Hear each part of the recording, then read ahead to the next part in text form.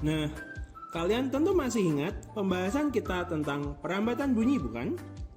Ya, bunyi dapat merambat melalui benda padat, cair, dan gas. Hari ini, kita akan belajar lebih dalam lagi tentang sifat-sifat bunyi dan manfaatnya. Apakah kalian sudah siap? Ayo kita mulai. Pertama, bunyi dapat dipantulkan. Apabila bunyi mengenai permukaan benda yang keras, seperti permukaan dinding semen, kaca, atau seng, bunyi tersebut dapat dipantulkan.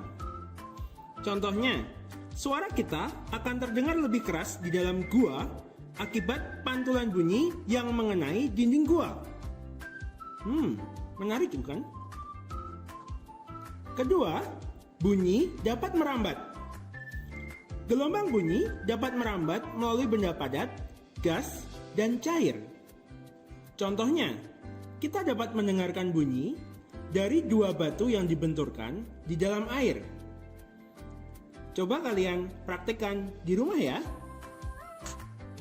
Ketiga, bunyi dapat diserap. Bunyi dapat diserap oleh benda lunak seperti busa, styrofoam, gabus, dan karpet. Contohnya, suara di dalam ruangan yang dilapisi busa tidak terdengar dari luar ruangan. Nah, pernahkah kalian memperhatikan dinding ruangan bioskop? Ya, dinding ruangan bioskop dilapisi oleh karpet agar suara tidak terdengar dari luar. Bunyi merupakan suatu gelombang sehingga bunyi mengalami pemantulan. Macam-macam bunyi pantul. Yang pertama, bunyi pantul yang memperkuat bunyi asli. Yang kedua, gaung. Dan yang ketiga adalah gema.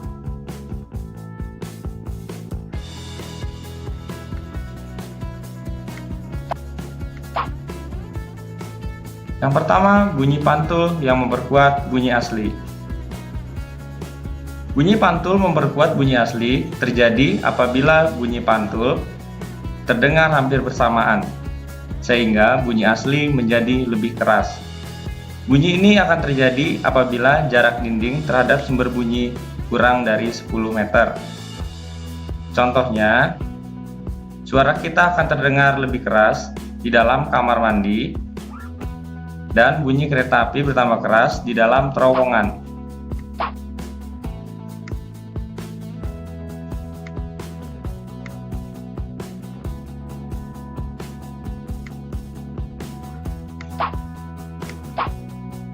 Selanjutnya adalah gaung.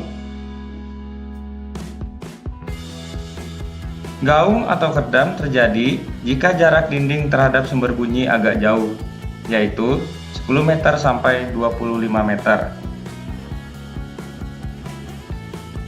Gaung adalah bunyi yang terdengar kurang jelas akibat sebagian bunyi pantul terdengar bersamaan dengan bunyi asli, sehingga mengganggu bunyi asli.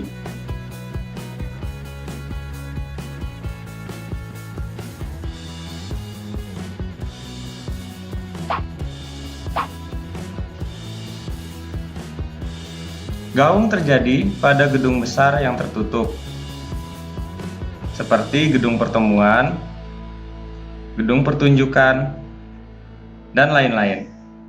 Untuk menghindari terjadinya gaung, pada dinding bagian dalam gedung bioskop, studio radio atau televisi, dan studio rekaman dilapisi bahan peredam.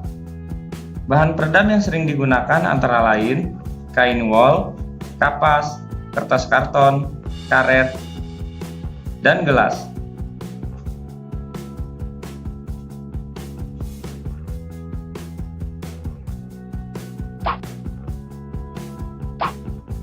Selanjutnya adalah gema. Gema terjadi jika jarak dinding pemantul cukup jauh. Maka akan terjadi bunyi pantul yang terdengar sesudah bunyi asli diucapkan atau dipancarkan. Bunyi pantul yang terdengar setelah bunyi asli disebut gema. Gema terdengar jelas seperti bunyi asli.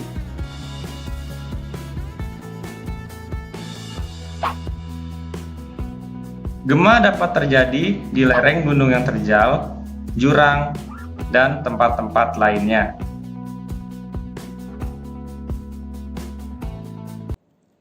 Anak-anak hebat, tahukah kalian bahwa pemantulan bunyi dapat dimanfaatkan dalam kehidupan sehari-hari? Coba perhatikan video berikut ini.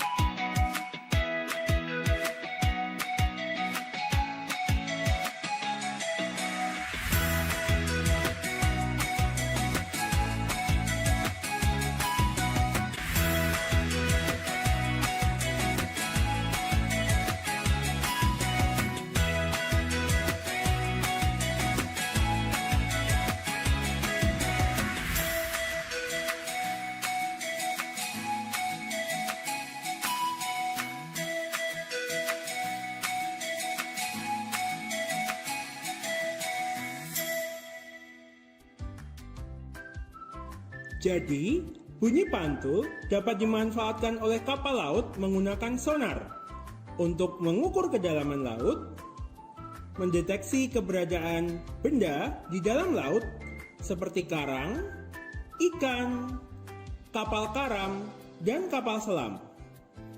Hebat sekali ya! Apakah bunyi dapat dipantulkan? Bagaimana membuktikannya? Ambil 2 tabung dari kertas karton. Letakkan sebuah stopwatch atau jam detik di salah satu ujung karton.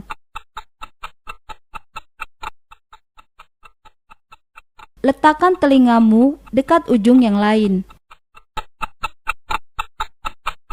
Kamu akan mendengar jam detik itu ketika sudut datang I sama dengan sudut pantul R.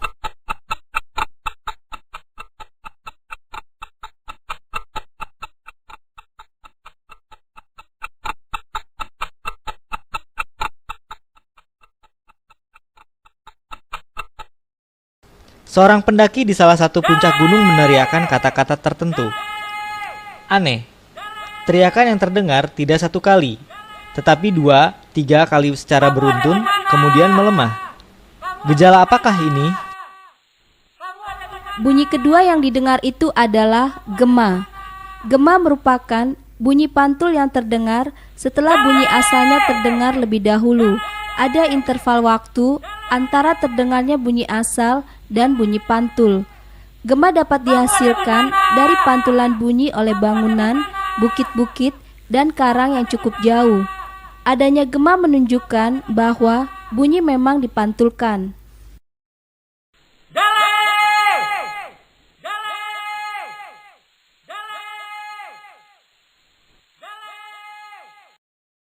Apakah yang dimaksud gaung atau kerdam?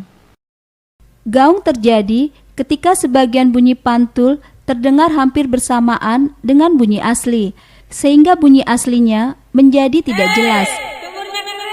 Gaung juga dapat terjadi di dalam gedung-gedung. Ini sangat tidak menyenangkan. Gaung dapat dihilangkan dengan mengatur posisi dinding ruang sedemikian, sehingga bunyi pantul tiba dalam waktu lebih cepat, atau telinga masih mendengar sebagai satu bunyi. Jika bunyi pantul tiba kurang dari 35 meter sekon dari bunyi asli.